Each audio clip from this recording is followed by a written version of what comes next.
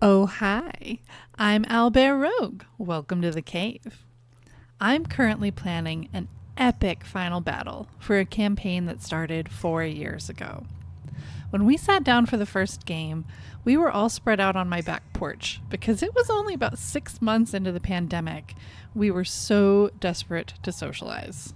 And, well, this might shock you, but we're a bunch of nerds. So if we were desperate to socialize, you know the world had truly fallen apart. But since that night, 2 of the players have gotten married to each other. Another one has had 2 children now that were nary a twinkle in his eye at the time. Another player got married and moved to Europe, but they still zoom in for every game, and we make sure we don't keep them up too late in their weird time zone. Most of the group had never met each other, but now we're the closest of friends, a kind of family. Okay, I might cry a little bit in this video. We're a family that's been on extraordinary adventures together.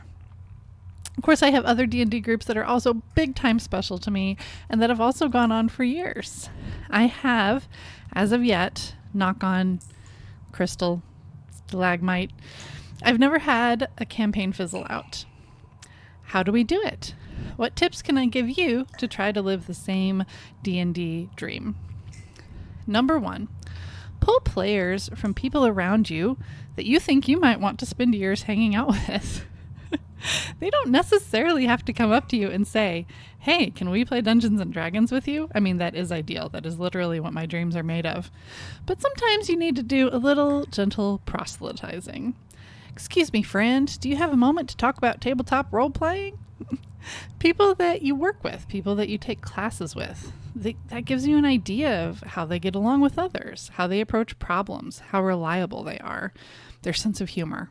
Of course, don't pressure people if they're not interested, but it doesn't hurt to invite. Eventually, some of them might take you up on it, and they might just fall in love with the game. People tend to get the idea that the only pool of players they have to pull from is the community of people already playing or already looking to play. Start building your own community. To me, building community, forging bonds, that's what this hobby's all about. Number 2. Run a game that people are invested in. I know. That's one of those things that's both super obvious to say, but also hard to pin down. Someday I'll probably do an entire video dedicated to this topic, but here's the cliff notes. Make a compelling story. People often confuse compelling with complex when they're making a game. Think about how many movies you love that are classics that really have a pretty simple premise. Conan the Barbarian's a great example. Princess was stolen away by a dangerous cult. Party has to go get her. Think about Indiana Jones, Stand By Me, John Wick, Taken, Hocus Pocus. These are at their heart very straightforward stories. There's conflict, there's unknown things to discover, and there's characters you care about. You want to see what happens to those characters. In the case of TTRPGs, that means creating NPCs the players can care about, but also most importantly, you want them to be invested in their own character. That takes us to number 3. Help your players feel invested in their characters. The best way to do this, I think, make sure that your players feel like their choices matter. If you have a rigid idea of how a story is going to unfold, if you're telling your story as a DM, like you're writing a novel with a few other people who happen to be in the room, and your players either just have a thin illusion of choice, or it becomes obvious to them that no matter what they choose, you're going to take the story wherever you want it to go, why would they be invested in that game? Baldur's Gate is a great example of this. The number 1 reason people are bonkers for that game is because they want to boink all of the NPCs. But the second reason is you have so many choices, and those choices have consequences. They make a huge difference in the world, the story, how everything works out for you, and those boinkable chuckleheads you're traveling with. The second big thing I do to encourage investment in PCs is I find ways to highlight different characters at different points of a story. Your PC is a cleric? Well, at some point you need to take the adventure to a temple or shrine of their god. Make a vision they've received a big part of a storyline. Your character has a rich, high-profile family they don't get along with? Well, have your character recognized when they go into shops and cities where their family is influential. Will that be going on your father's tab, Lady Ariel? Throw out a problem that their family's help would be invaluable in solving and roleplay out that drama. Your player was cursed by a hag. You best bet you're going to run into that big old green gal at some point in the story. Will you break the curse, become more indebted to them? Either way, everyone wants to know. Make sure everyone has at least a cursory backstory and use it. I sometimes collaborate with people on their backstories so that they intertwine really easily with the world I'm building. Even if you're running an official published module, you can and should find ways to do this. My favorite example is a character in one of my Witchlight campaigns. She told me in her backstory that her character's father had worked at the Witchlight Carnival when he was young. The relationship she had with him was the most important of her life, and after he died, she set out to find the carnival he had told her so much about. I worked with her on a scenario in which she had unwittingly made a deal with a hag to get to the carnival. Wild Beyond the Witchlight is all about the hags. She traded 10 seconds of her time for a ticket that would magically transport her there. The hag cackled and told her she had just stolen away the time it took her grandfather to say his last words to her. But her character could still remember her grandfather's last words to her on his deathbed. And she was also a very lighthearted, flighty kind of character, so she didn't think anything of it. As a DM, this was gold, because her grandfather worked at the carnival. There had been lots of disappearances from the carnival for a while now. People were being stolen away into the Feywild, where timey-wimey was all loosey-goosey. I put a young version of her own grandfather into a hag's lair for her to find and save. When they parted ways and he went back to his own timeline, he leaned in to whisper something to her, but she couldn't hear it, because the hag had stolen her grandfather's final words to her. Oof. That moment hit hard. That obviously isn't in the module, but all of the elements to make it work were. If your players know they might have something like that coming, something surprising and sincere that you made just for them, they're going to want to stick around. Last point about characters, you need to give PCs opportunities to change and grow, just like a character in one of those movies you want to watch. Incorporating times when they're highlighted and doing things linked to their backstories lets them have an arc to their characters if they want to. What fun is a paladin who's never tempted to break their oath? An edgy ranger who's never learns to open up to the group? A naive acolyte or a zealot who never learns to question their quote-unquote truth? Number 4.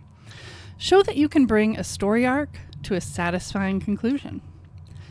If you're going to run a game for years and years, you need big story arcs and little story arcs. Don't forget the little ones. Obviously, the big ones won't resolve until at or near the end of your campaign, but if you don't have smaller ones that come to a satisfying conclusion, your players may not trust you to land the big one.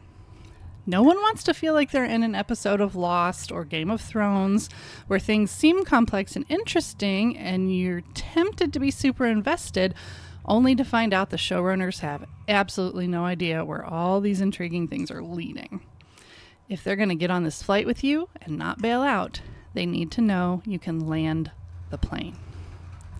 Number 5, and this is all really practical here, be flexible about scheduling and rigid about attendance.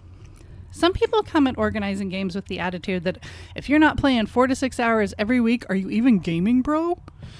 Different schedules are going to work for different people. And as long as you've got a DM and at least one player who takes decent notes, it's not the end of the world if it takes 2 months off for the holidays or you get together in 6 weeks instead of 4 because someone is moving or taking a big trip. You've already talked about how your game is interesting, right? We've established that you're going to have an interesting game. People are going to be invested in their characters. People will come back. Things will pick up where you left them. I have one group that meets weekly, but just for a couple of hours. My other groups, usually we play 3 to 4 hours, but we only meet every 3 to 4 weeks. At the end of each session, we pull out our calendars, we pick the next date that works for everybody, and then we all prioritize that date to the absolute best of our abilities. Players flaking out is a big problem for a lot of groups, I know. I've dealt with that, as I discussed above, by choosing the right people, but also by being very honest and direct with my players about the time, energy, and emotional investment I put into games. Most players, they've never DM'd before.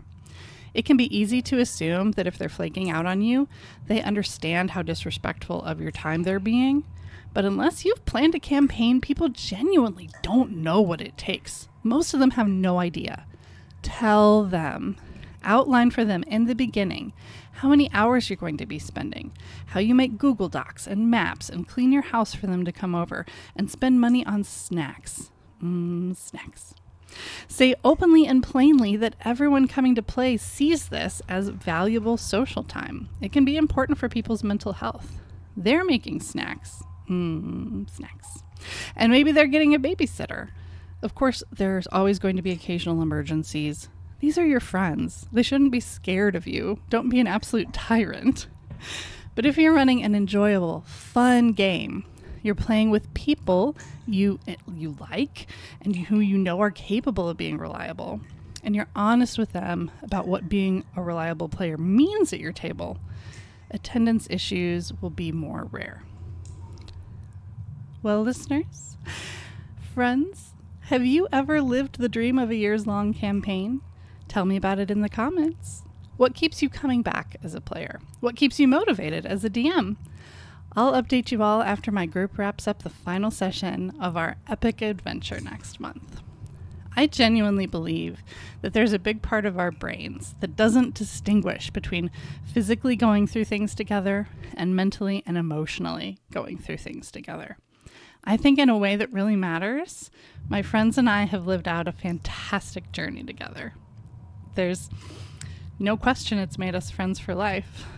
Before I start crying again, thank you for exploring the feminine urge to play Dungeons and Dragons with me, Owlbear Rogue.